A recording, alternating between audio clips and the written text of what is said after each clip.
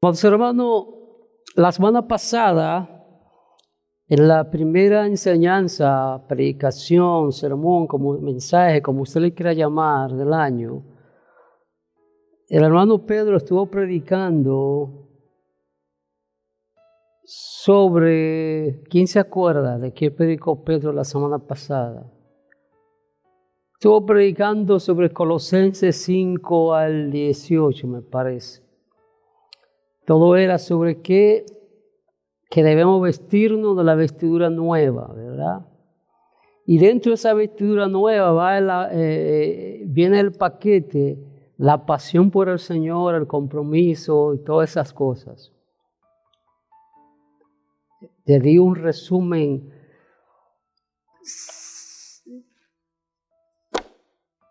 bien preciso, conciso. Pero yo sé que ustedes saben todo el mensaje de la semana pasada. Hoy, en vista, ¿verdad?, de que seguimos con el mismo tema, no sobre vestidura nueva, sino sobre la manera que nosotros podemos y debemos y tenemos que vivir nuestra fe en el Señor Jesucristo, nuestra nueva vida.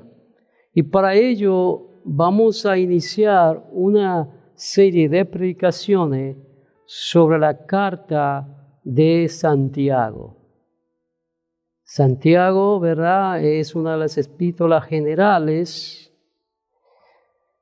Y vamos hoy a mirar desde el capítulo 1, versículo 1 al 12. Yo le invito a que usted mantenga su Biblia abierta en ese versículo, pero vamos a leerlo para que así usted tenga, ¿verdad?, un tiempo de poder estrechar su pierna. Santiago capítulo 1, versículo 1 al 12. Y dice así la palabra del Señor: Santiago, siervo de Dios y del Señor Jesucristo, a las 12 tribus que están en la dispersión, salud. Hermanos míos, tened por sumo gozo cuando os halléis en diversas pruebas, sabiendo que la prueba de vuestra fe produce paciencia. Mas tenga la paciencia su obra completa, para que seáis perfectos y cabales sin que os falte cosa alguna. Y si alguno de vosotros tiene falta de sabiduría, pídala a Dios, el cual da a todos abundantemente y sin reproche, y le será dada. Pero pida con fe, no dudando nada, porque el que duda es semejante a las ondas del mar, que es arrastrado por el viento y echado de una parte a otra. No pienses, pues, quien tal haga, que recibirá cosa alguna del Señor. El hombre de doble ánimo es inconstante en todos sus caminos. El hermano que es de humilde condición, glorice en su exaltación, pero el que es rico en su humillación, porque él pasará como la flor de la hierba, porque cuando sale el sol con calor abrasador, la hierba se seca, sus flores se caen y perece su hermosura apariencia. Así también se marchitará el rico en todas sus empresas. Bienaventurado el varón que soporta la tentación, porque cuando haya resistido la prueba, recibirá la corona de vida que Dios ha prometido a los que le aman. Damos gracias, Dios eterno, por tu palabra. Te pedimos que tu Espíritu Santo nos ayude a exponerla de tal manera que tu pueblo sea edificado. En el nombre de Jesús. Amén. Puede tomar asiento, amados hermanos. Si fuera a poner un título a esta parte que vamos a cubrir, sería la fe probada que produce perseverancia. La fe probada que produce perseverancia. Otro buen título para esto sería el cómo hacer de una fe genuina. El cómo hacer de una fe genuina. Esta carta podemos considerarla como un manual práctico para la vida cristiana. Hemos en muchas ocasiones comprado o escuchado de libros o manuales de hágalo usted mismo, ¿verdad? Aún desde cómo reparar un carro a cómo decorar una casa. La epístola de Santiago es eso, el manual del cómo hacer la vida cristiana. Esta carta, ¿verdad? Como lleva su nombre, la escribió Santiago, el medio hermano del Señor. Hay bastantes referencias y pruebas que dan constancia de que él fue que escribió esta carta desde Jerusalén. Muchas personas piensan que también que esta carta la escribió Jacobo, el hermano de Juan. Acuérdense que ese nombre era muy común en ese tiempo, del cual traducimos Santiago, es Jacobo. Pero el hermano de Juan fue uno de los primeros en morir. Hechos capítulo 12. O sea que no pudo haber sido él.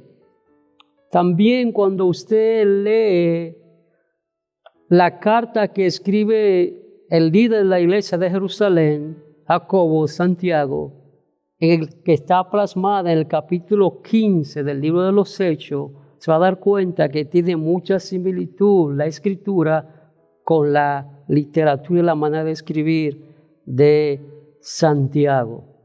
Esta carta también se considera como el libro de Proverbios del Nuevo Testamento, por su mensaje claro, cortante, preciso y práctico. Otros también se les conoce como el Amós del Nuevo Testamento. ¿Quién recuerda la manera de escribir del profeta Amós? Bien directa, bien fuerte, bien al grano. Pero también cuando leemos esta carta de Santiago a la luz del Sermón del Monte, vamos a ver que hay mucha referencia. En otras palabras, podemos considerar la carta de Santiago como un comentario del Sermón del Monte. Si usted compara, yo le invito a que haga ese ejercicio esta semana. Léase la carta de Santiago a la luz del Sermón del Monte, que es el capítulo 5 de Mateo, al capítulo 7. Y va a ver esta gran similitud. El versículo 1 empieza de una manera muy particular. Dice: Santiago, siervo de Dios y del Señor Jesucristo. Fíjese la humildad con que Santiago escribe esta carta. Él podía haber usado su influencia y decir hermano del Señor o hijo de María, o usar su autoridad como el líder, pastor de la iglesia en Jerusalén.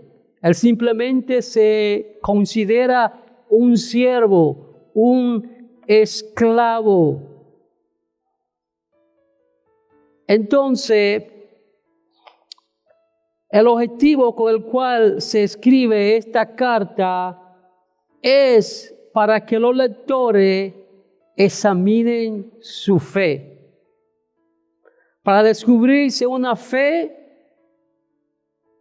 salvadora genuina o simplemente una profesión de labios, para ver si una fe salvadora genuina o simplemente una confesión de labios.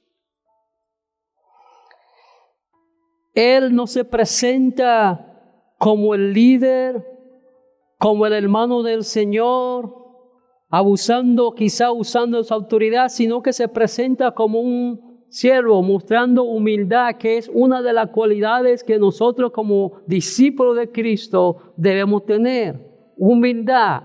Él fue muy humilde. Él hubiese podido decir, yo soy. Si no, soy un esclavo, igual que ustedes. Entonces él escribe esta carta para los hermanos judíos, los cristianos judíos que estaban en la dispersión.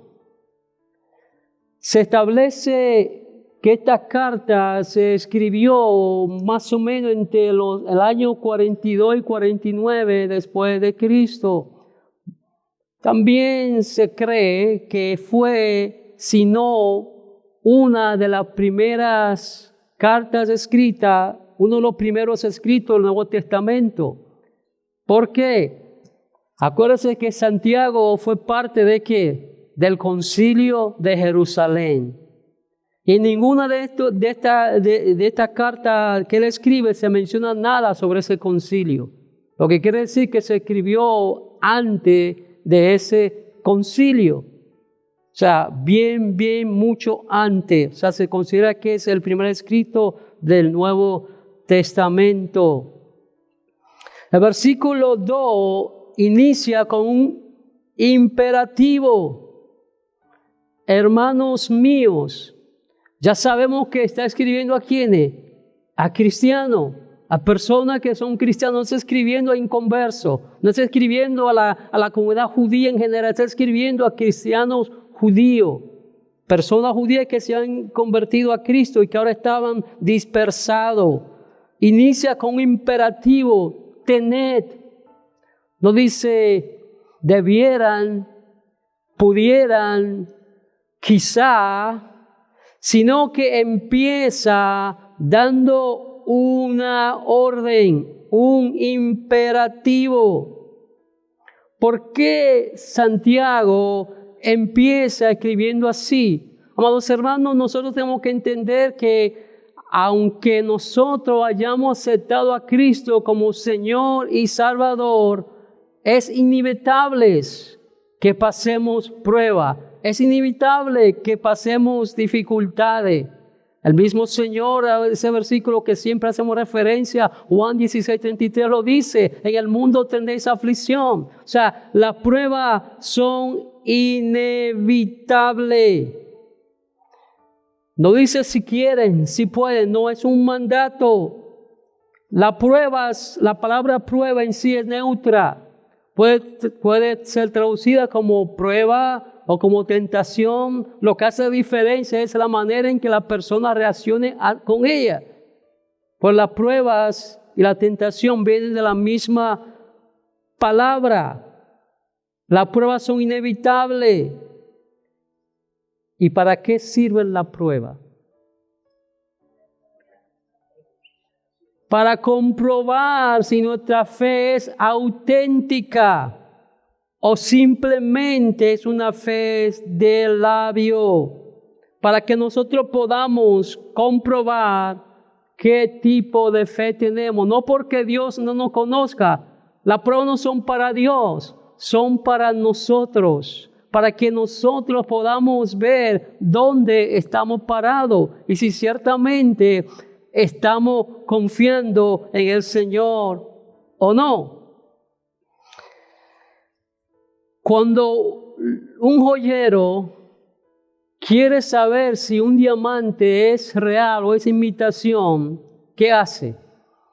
Ese diamante se pone en agua muy clara, bien clara, para entonces, ¿qué pasa? Si es verdadero diamante, va a brillar con tal brillantez que es bastante fuerte y bastante notoria.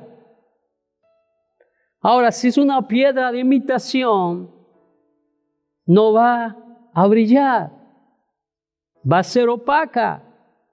Entonces, de la misma manera, amados hermanos, son las pruebas para nosotros.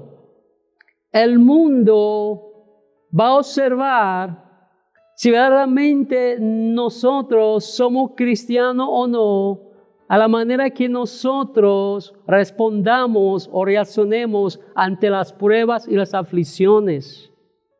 Una persona que no es real cristiano va a presentar que amargura, resentimiento, queja, cuestionamiento, más una persona que verdaderamente es genuinamente cristiano, con las pruebas se va a acercar más a Dios y al estar más cerca de Dios va a reflejar el carácter de Cristo.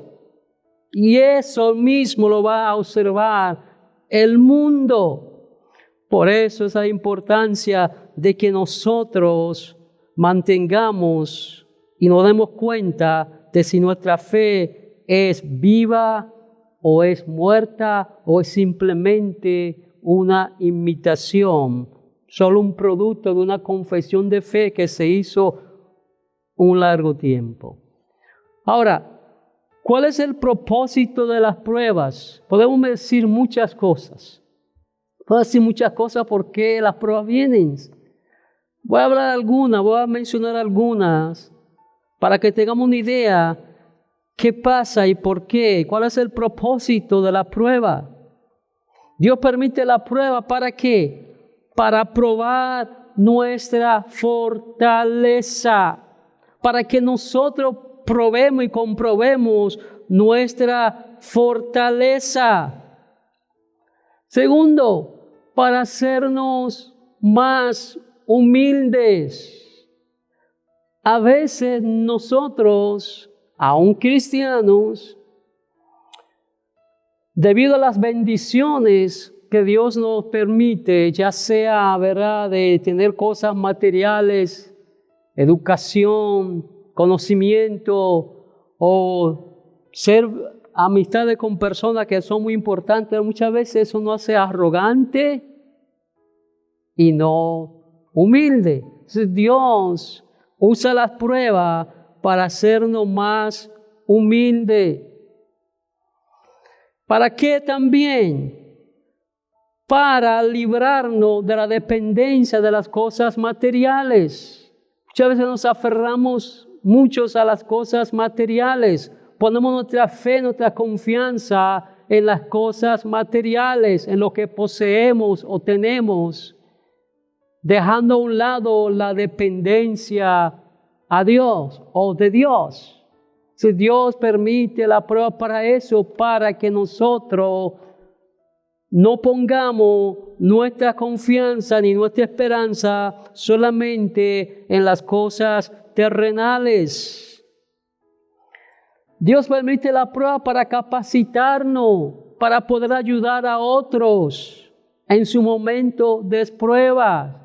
¿Se recuerdan cuando Jesús le dice a Pedro: Pedro, Satanás os ha pedido para ser zarandeado como el trigo, pero confía, yo he orado al Padre por ti? ¿Y qué luego le dice? Y luego, cuando haya pasado la prueba, ve y confirma a tus hermanos. Otra palabra, tu prueba de hoy va a ser el consuelo mañana de un hermano que esté pasando la misma situación. Otra cosa, ¿por qué las pruebas vienen? Para llenarnos de la esperanza celestial. ¿Cuántos de nosotros, cuando estamos pasando por situaciones difíciles, no deseamos estar con Cristo? Señor, ya ven. O solo yo lo he dicho eso. ¿Cuántos han dicho eso? Todos, ¿verdad? El mismo El mismo Pablo lo dice en Filipenses. O sea, por causa de ustedes quiero quedarme, por causa de la obra, pero mi deseo es partir y estar con el Señor. O sea, cuando estamos a más difíciles de la prueba, más cerca, más deseo tenemos de estar con el Señor. Pero a veces somos muy conformistas, nos acomodamos a este mundo, nos acomodamos a este mundial, nos acomodamos muchos y lo menos que tenemos es el deseo de que verdaderamente, como dice el libro de Apocalipsis, que digamos, ven, Señor Jesús, porque estamos muy cómodos aquí. Otra razón es para que valoremos las bendiciones que recibimos de parte de Dios. A veces pensamos que las cosas que tenemos las hemos tenido por nuestros propios méritos, por nuestra propia fuerza, porque lo merecemos, o porque nosotros mismos lo hicimos. Pero esa es parte de la razón por la que las pruebas vienen. También para capacitarnos para un mejor y un mayor servicio, para que sirvamos al Señor de una manera más apasionada, con más compromiso, con más deseo, con más anhelo. Pero fíjese que Santiago nos está diciendo que debemos tener por sumo gozo. Por sumo gozo. No es simplemente una alegría, sino que ese gozo, amados hermanos, es un sentimiento profundo que solamente Cristo da a aquellos que se acercan a Él con toda sinceridad. Ese gozo no está condicionado a las cosas externas o materiales, sino está condicionado al saber que tenemos una relación personal íntima con Dios a través de Jesucristo. Y eso es lo que produce en nosotros ese gozo. O sea, sabiendo, dice, mira, el gozo no es la reacción natural del ser humano. ¿Quién se goza por las cosas malas? O sea, no es que nosotros amemos las pruebas, pero amamos a Dios porque entendemos que en medio de la prueba Él está con nosotros. Porque Él así lo prometió, estar con nosotros hasta el fin de todas las cosas. Una vez más, no dice considerar o si debiera, dice tener, o sea que es un mandato, un imperativo. Ese gozo produce la firmeza y la confianza para permanecer firme al Señor. Pero Santiago no solamente nos da la orden de que tengamos por sumo gozo cuando encontremos en una prueba.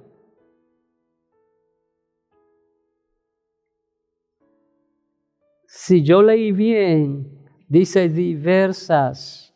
Lo que quiere decir que va a haber momentos en nuestra vida que vamos a estar, como diría un hermano, como el pan chiquito, fuego por arriba y fuego por abajo. O sea que vamos a va a haber momentos que vamos a estar enfrentando diferentes situaciones a la misma vez. Por eso él dice diversas. No dice sí, dice cuándo, porque como dije al principio, es inevitable que nosotros no pasemos por prueba. Vamos a tener prueba en todo momento. Santiago, los versículos 2 al 8, nos sugiere algunas herramientas que nosotros podemos usar para resistir triunfante las pruebas. ¿Están listos para esas herramientas? Porque es importante, porque yo sé que los que estamos aquí estamos pasando pruebas. O sea, el que no está va a pasar prueba. Mañana puede ser que usted enfrente una prueba o al salir de aquí. Entonces, ¿cuáles son esas herramientas que Santiago nos ofrece para no solamente sobrevivir, sino triunfar en las pruebas? Primero, el versículo 2, volvemos a lo mismo, hermanos míos, tener por sumo gozo. Si usted en su Biblia se está leyendo una Biblia que es un libro y no lo ha circulado, circula esa palabra, gozo.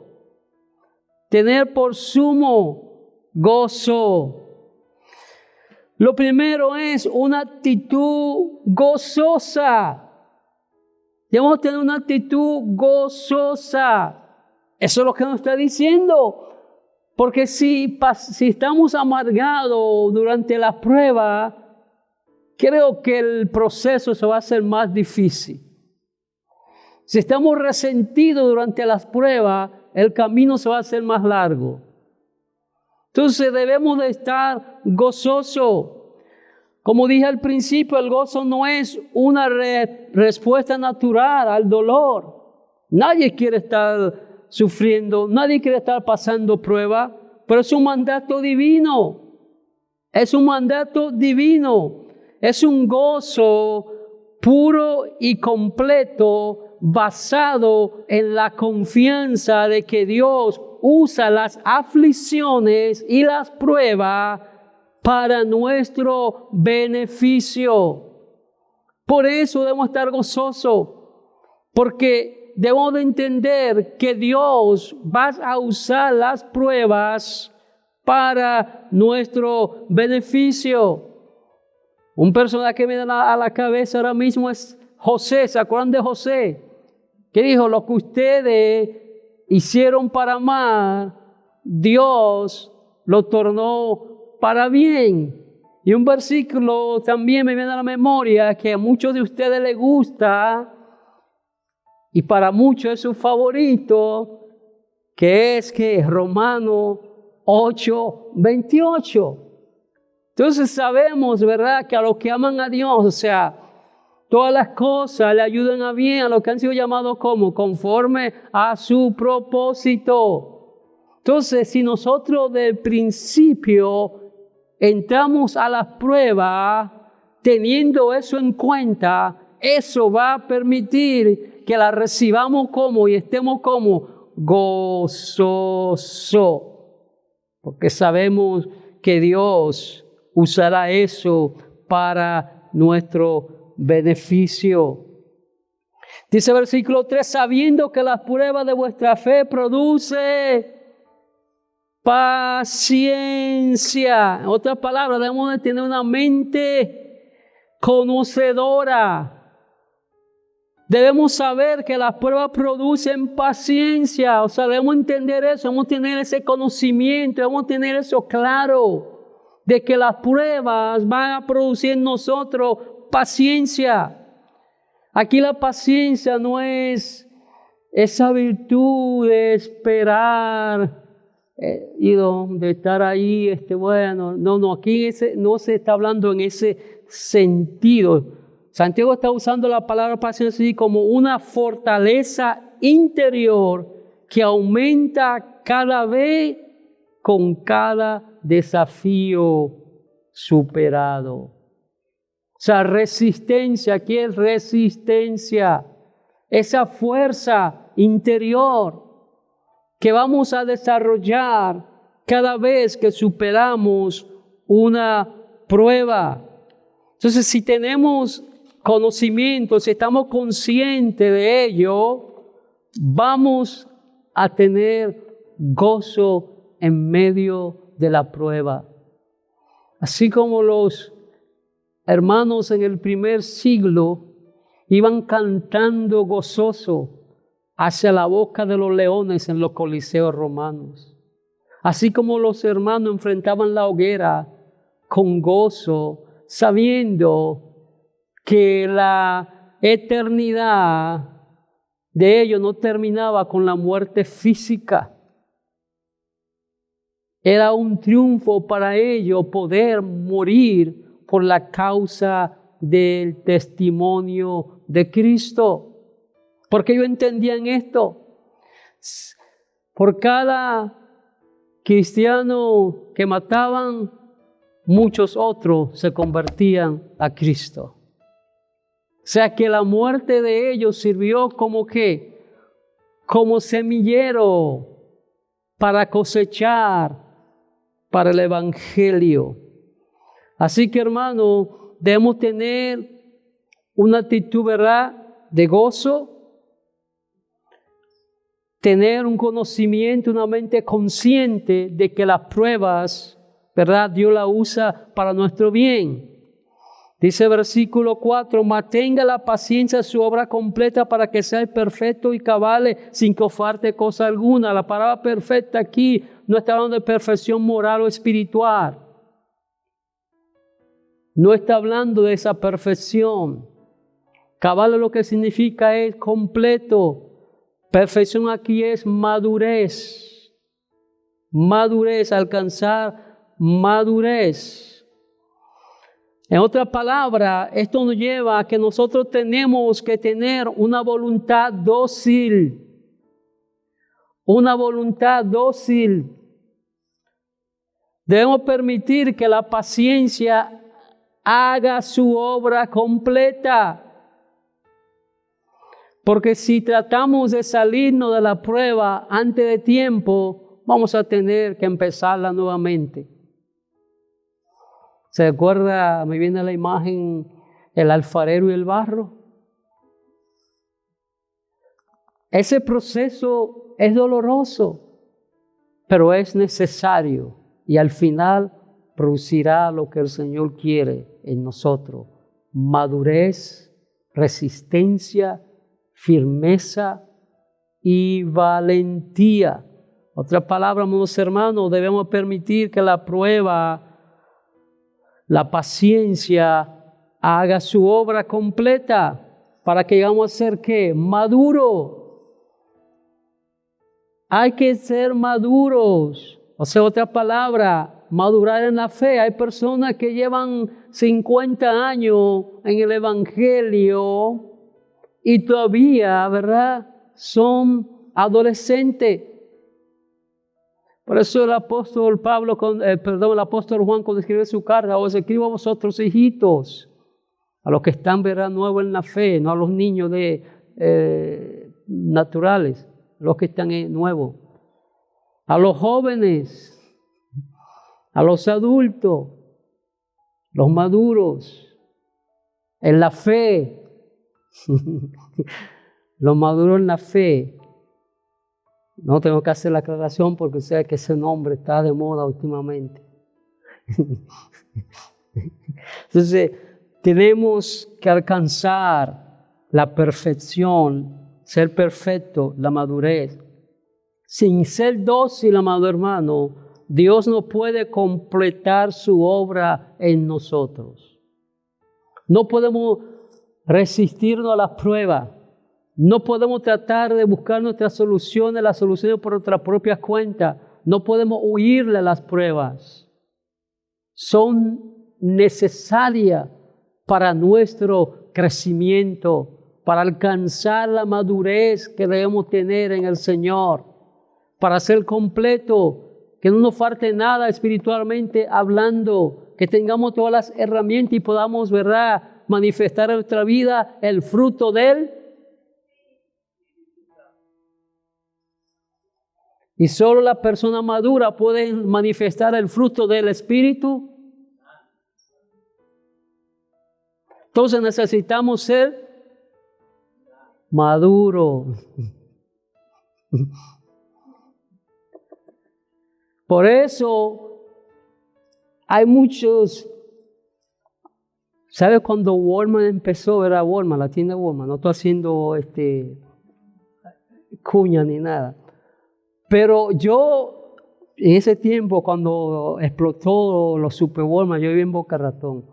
Una de las cosas que yo hacía, amados hermanos, que usted no lo crea, yo iba a Walmart, no a comprar, sino a ver los berrinches de los niños. ¿Qué berrinche hacen los niños en las tiendas, verdad?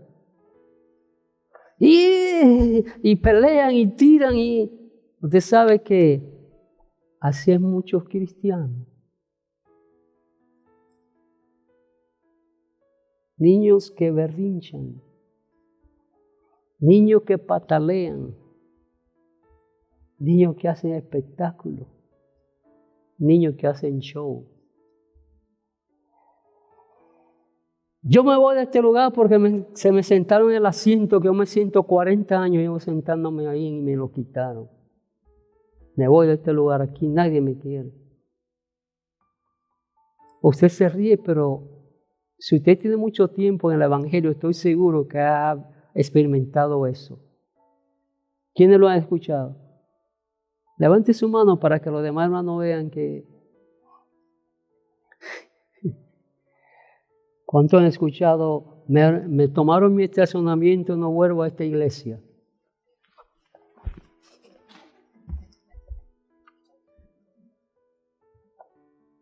O así, ¿por qué? Porque hay inmadurez. Eso es producto de la inmadurez. Y cuando hay inmadurez, así actuamos. Y no ejercitamos el fruto del Espíritu. La benignidad, la bondad. ¿Qué tal si esa persona que te tomó el estacionamiento hoy venía enfermo para la iglesia? Y tuvo que estacionarse ahí. ¿Qué tal si el que se sentó en el asiento tuyo, pero usted senta adelante, es que ya está padeciendo de sordera y se tiene que sentar adelante para escuchar? ¿Se da cuenta? Cuando somos maduros,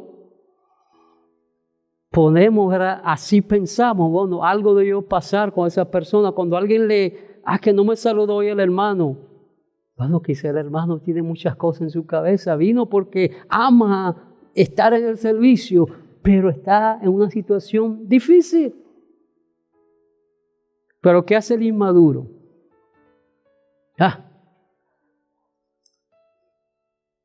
¿Qué chisme traerá este?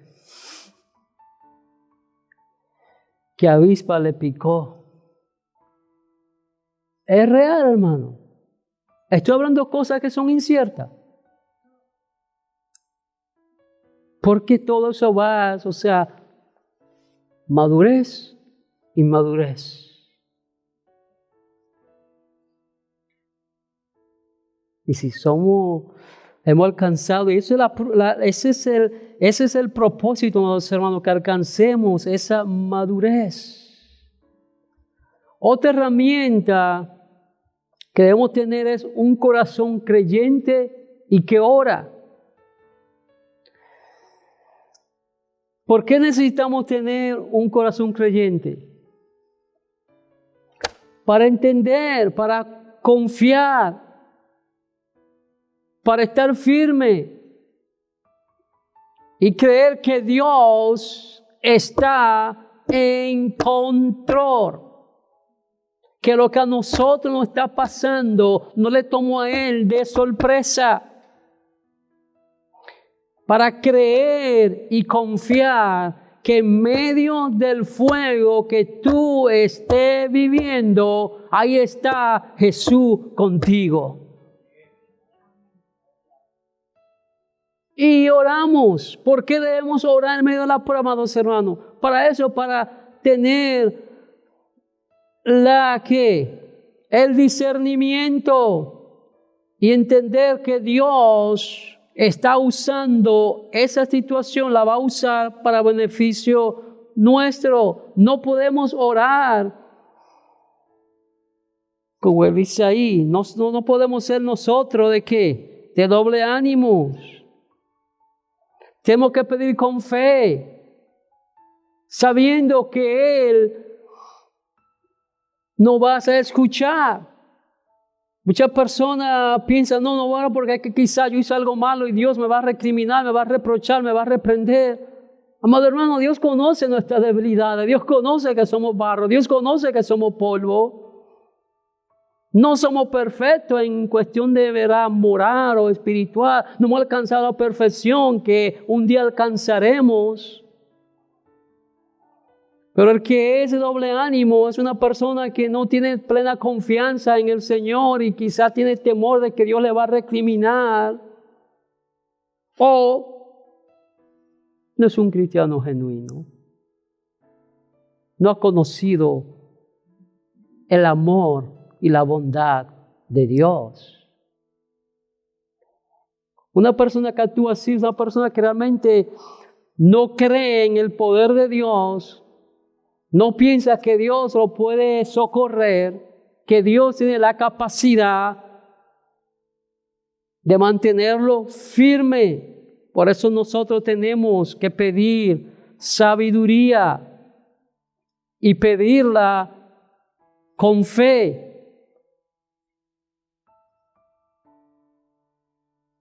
Una vez escuché una historia.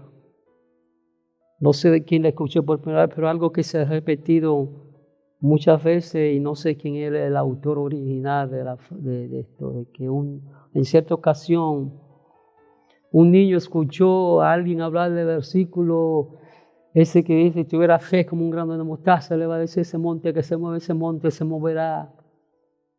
Que un muchachito fue y se paró delante de una piedra. Y dijo, piedra, en el nombre de Jesús te digo que te mueva. Abrió los ojos y la piedra estaba ahí. Entonces él dice, si yo sabía que no se iba a mover. Y así muchas veces oramos nosotros. Sí venimos a Dios orar, pero no creyendo en nuestros corazones. Ahora, aquí no está hablando de orar para los caprichos suyos. Usted sabe lo que le estamos hablando. Otra cosa que se necesita para salir triunfante de las pruebas es un espíritu humilde. Humilde. Reconocer nuestra incapacidad y que nosotros, por más que conocimiento que tengamos, por más cosas materiales que tengamos, por más cosas que hayamos adquirido, no podemos confiar en nosotros mismos. Humildad para confiar en Dios, para no ser orgulloso. Amados hermanos, mientras que la paciencia genera fortaleza interior, la sabiduría aporta claridad mental necesaria para que la voluntad se mantenga dócil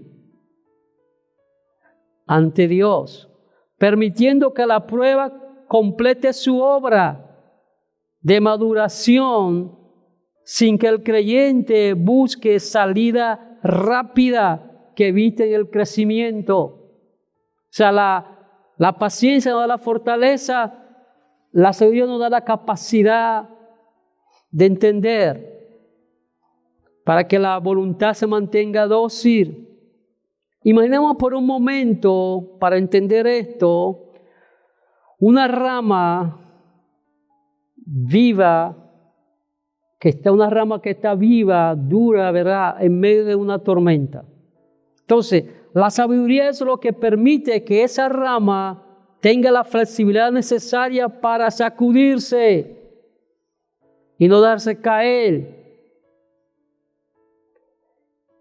Y doblarse con el viento sin quebrantarse.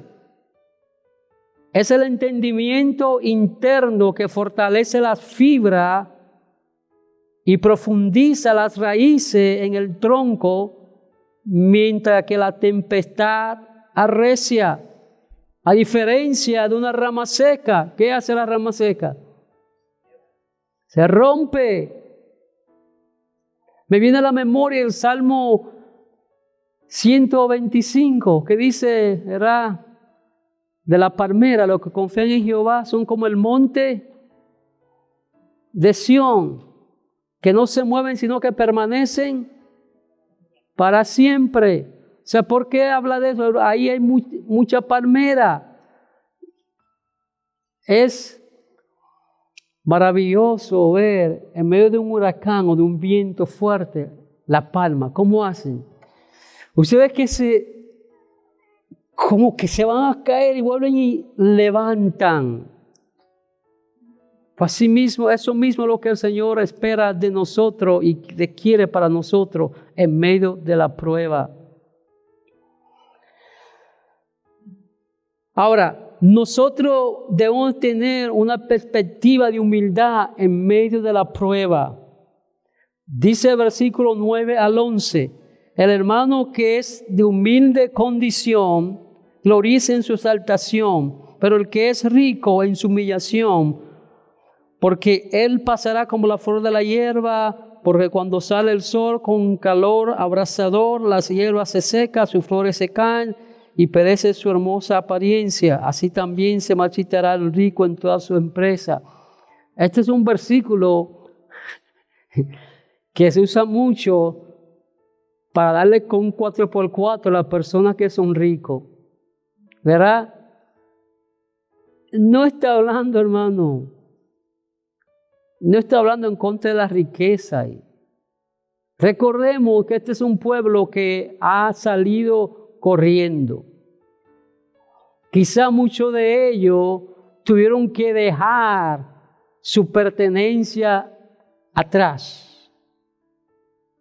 O se la quitaron, como hemos visto en muchos países, que hay gente que le confiscan los bienes, ¿verdad? Pero eso es lo que está hablando Santiago es que nos recuerda que las pruebas igualan a todos los creyentes. Las pruebas no discriminan.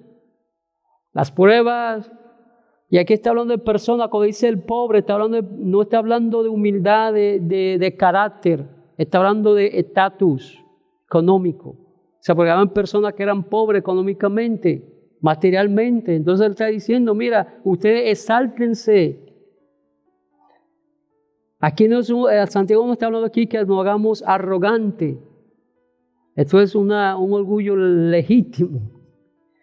¿En qué se van a exaltar? En saber que somos hijos de Dios y tenemos acceso a todas las promesas que Dios tiene para sus hijos. Le está diciendo, gloríense, o sea, gloríense en su estatus delante de Dios, en su nueva identidad. Eso es lo que está diciendo. El hermano de humilde condición debe gloriarse en su exaltación como hijo de Dios. Y eso crea en nosotros cierto orgullo. Soy hijo de Dios, pero un orgullo sano, no arrogante, exaltarse. El rico también debe gloriarse en su humillación.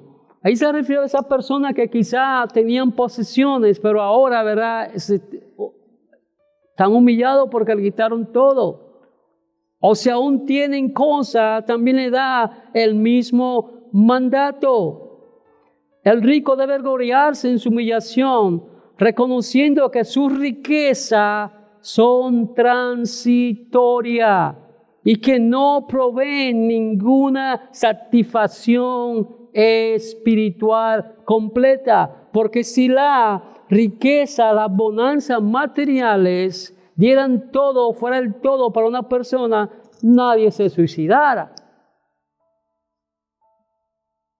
Entonces, lo que le está diciendo es que ellos entiendan, o sea, ellos se deben gloriar no en lo que tengan, no en los bienes, porque eso es pasajero, eso es transitorio. Se deben gloriar ambos en su nueva identidad, que ahora son hijos de Dios. Entonces, eso es lo que está diciendo. Las pruebas se le enseñan a las personas, y aquí específicamente a los que tienen posesiones, que las cosas materiales no ofrecen satisfacción perdurable. ¿Cuántas personas en fracción de horas pierden todo lo que una vida acumularon? Los huracanes. Viene un huracán y de pronto esa casa que tú trabajaste toda tu vida para tener una propiedad, y vino un huracán y se la llevó. Lo que estuvimos aquí, lo que ya vimos aquí para el 2008, sabemos lo que pasó aquí en el 2008. Ese gran desplome económico que hubo. ¿Y cuántas personas, amados hermanos, porque tenían su esperanza, su fe, su confianza en sus posesiones, terminaron?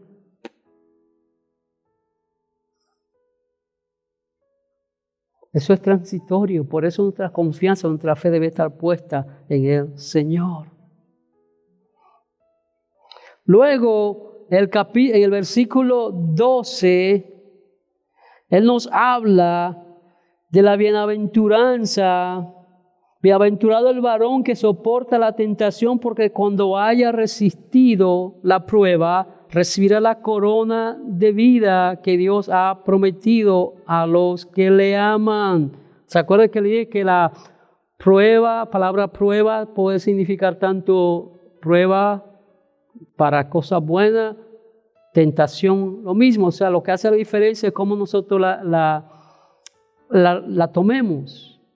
Porque la tentación, por ejemplo, cuando Jesús dice que fue llevado al desierto, dice para hacer la palabra en original una prueba, la palabra prueba, donde viene la palabra prueba. Satanás quiso usar eso para dañar a Jesús, pero Dios lo usó para fortalecer a Jesús. Entonces, eso es lo que hace diferencia. La tentación viene para dañarte, la prueba viene para fortalecerte, para darte crecimiento, para darte más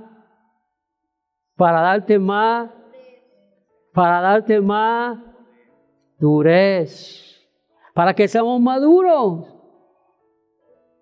en la fe.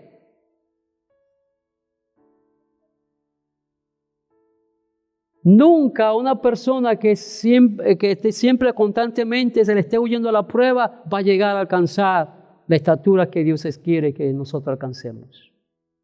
Por eso, amados hermanos, un paréntesis, yo siempre he dicho, y aquí hay dos hermanos que saben a lo que me voy a referir, nosotros como cristianos tenemos que tener discernimiento, porque muchas veces queremos ser más bondadosos que Dios.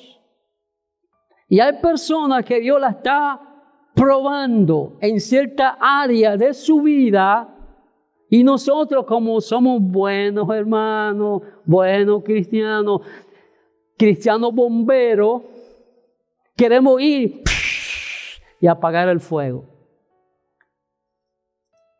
Y nunca permitimos que esos hermanos se gradúen de esa prueba. Un ejemplo que uso muy tangible es una persona, ¿verdad?, que siempre está pidiendo dinero prestado. Y usted, como un buen hermano, ay bendito, dirán en Puerto Rico, ¿verdad?, voy a ayudar al hermano. Y siempre está ayudando al hermano. ¿Y qué te hace que el Señor le está enseñando a esa persona que debe aprender a ser mejor mayordomo de lo que tiene?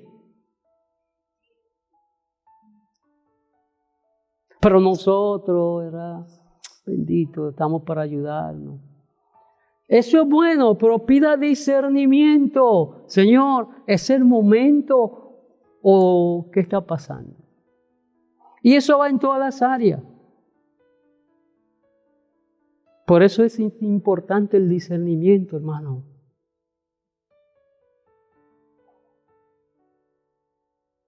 Tenemos que permitir a los hermanos que pasen su proceso.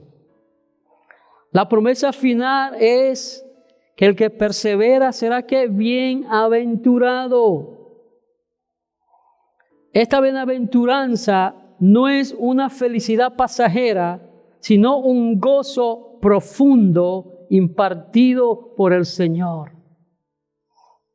Si usted mira el Sermón del Monte, cada versículo empieza que bienaventurado, ¿verdad? Si usted mira, Santiago también empieza de la misma manera este versículo 12.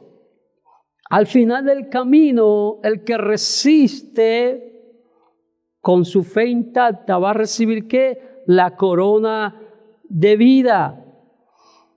Aquí la palabra corona no se toma prestada de la realeza, sino esa corona que recibía el deportista, un evento deportivo que ganaba y se le ponía que una corona de laurel, o sea, mostrando que el triunfo, la resistencia en su triunfo. Y esta corona de vida simboliza que la vida eterna. La corona que es vida, sería una traducción literalmente, refiere a la corona que es vida, la vida eterna. Un cristiano genuino, amados hermanos, se reconoce no se conoce simplemente por una profesión de fe. Es por su resistencia y cómo enfrenta las pruebas. Se reconoce por un amor progresivo por Dios, porque ¿qué hace la prueba? Cada día nos acerca más a Dios y desarrollamos ese amor más grande por Dios. Y eso es el cristiano genuino, uno que constantemente su amor por Dios está creciendo y eso se revela en su manera de ser, en su manera de servir, en su manera de tratar a los demás, en su manera de ver a Dios y de que Dios sea la única prioridad de su vida. Quisiera compartir con ustedes algo que le va a ayudar a comprender esto. Para que nosotros podamos comprender el efecto de la prueba en la fe, piense en la diferencia, como le dije al principio, de una rama seca y una rama que está viva. ¿Qué pasa, verdad, en una tormenta con esas ramas? ¿Qué pasa? Aunque la rama que está seca se ve firme, como ahora en el verano, cuando estamos en invierno, los árboles están firmes, se ven firmes, fuertes, cuando hay calma. Pero el primer viento que viene, se van. No tienen flexibilidad. El viento la sacude y la dobla. Pero sin embargo, si esa rama es viva, tiene fibra, tiene raíces, va a soportar el viento, la tormenta. ¿Cómo nosotros podemos aplicar esto al diario vivir nuestro hoy día en el siglo XXI? Lo primero que debemos hacer es evaluar nuestra reacción ante las dificultades inesperadas. ¿Cómo reaccionamos? ¿Cómo yo reacciono cuando viene una dificultad? ¿Cómo reacciono? ¿La acepto como dice Santiago con gozo, sabiendo que Dios está conmigo, que Él está en control y que sea lo que pase, que esté pasando, que yo no lo entienda, Él lo va a usar para desarrollar mi fe? Ejemplo, ante un problema laboral o de salud, es de lo que dice, ¿por qué Dios? ¿Por qué yo? ¿Y por qué, Señor? ¿Por qué a mí? Pobrecito yo, pobrecita yo. O dice, Señor, estoy dispuesto. ¿Qué quiere que yo aprenda de esto? ¿Qué hay aquí para yo aprender? En vez de decir, ¿y por qué? ¿Por qué si yo yo oro mucho, yo soy buena, yo soy buen cristiano. El simple hecho que yo soy buen cristiano le está mostrando que no es maduro. Porque si tuviera la madurez que Dios desea de nosotros, no dijera así.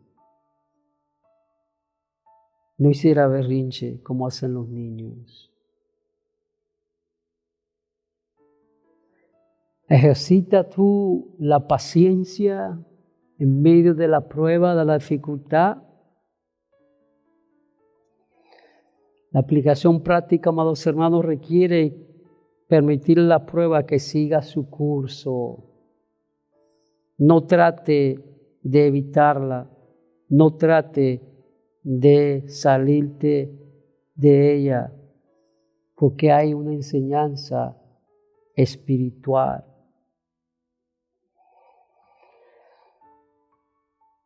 Tercero, pedir sabiduría con una mente decidida. Cuando estamos en situaciones, vamos a pedir sabiduría. Señor, dame sabiduría para entender qué está pasando, qué tú quieres de mí en este momento, cómo yo puedo enfrentar esta situación.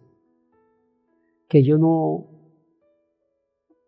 actúe por emoción, porque usted sabe que 99, le voy a pedir aquí al doctor que me corría si estoy equivocado, pero un 99.9% de las decisiones que se hacen desde una emoción desestabilizada resulta en fracaso. Me dijeron así. O sea, 99.9% de cada decisión que usted tome basado en un estado emocional que no es estable, usted va a tener fracaso. Va a ser cosa que después se va a lamentar. Y quizá pueda ser que sea muy tarde. Gracias, hermano. Cuarto, debemos reajustar la perspectiva sobre las cosas materiales. Lo material, hermano, no te va a dar satisfacción perdurable. Las cosas materiales vienen y van. No pongamos nuestra confianza en lo que tenemos, en lo que sabemos, sino en el Señor, en Cristo. Y por último, amados hermanos, cultiva el amor progresivo de Dios. Recordemos que la meta final de este manual es la perseverancia que lleva a la recompensa eterna. La recompensa eterna. Por lo cual debemos enfocarnos en desarrollar un amor progresivo por Dios, para que la prueba no puedan destruir, sabiendo, amados hermanos, que si soporta la tentación y pasa tu prueba con tu fe intacta, será bienaventurado. Así que, con esto, amados hermanos, lo que les quiero decir, si algo se lleva, es que de hoy en adelante, cuando venga un problema a su vida, una situación, deténgase por un minuto a pensar, a mirar las cosas desde el lente de Dios, no desde el lente humano. Pero cuando la vemos desde el lente humano, no vamos a pasar este proceso. No vamos a someternos. No vamos a tener una actitud de gozo. No vamos a tener una voluntad dócil. No vamos a permitirle a Dios que a través de la prueba cumpla su propósito, que es darnos madurez espiritual. Te damos gracias, Señor, por esta tarde. Gracias por tu palabra. Ayúdanos, Señor, a soportar la prueba con gozos, a recibirla no porque amemos la prueba, sino porque te amamos a ti y sabemos que todas las cosas tú las puedes usar para nuestro beneficio. Enséñanos a pedir con fe, a tener una actitud de gozo, una voluntad dócil, a mirar siempre el fruto de la prueba y no el momento de la prueba. En el nombre de Jesús. Amén.